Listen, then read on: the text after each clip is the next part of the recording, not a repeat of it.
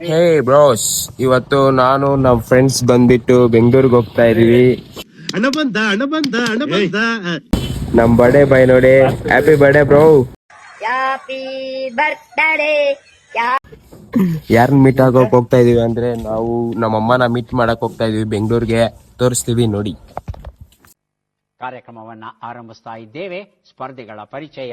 ಮೊದಲ ಸ್ಪರ್ಧಿ ಚುನಾವಣಾ ಕಾಲೇಜ್ ಹತ್ರ ಬಂದ್ಬಿಟ್ಟು ಬಸ್ ಹತ್ತಿ ಒಳಗಡೆ ಕುತ್ಕೊಂಡಿದ್ವಿ ನಾನು ನಮ್ಮ ಫ್ರೆಂಡ್ಸ್.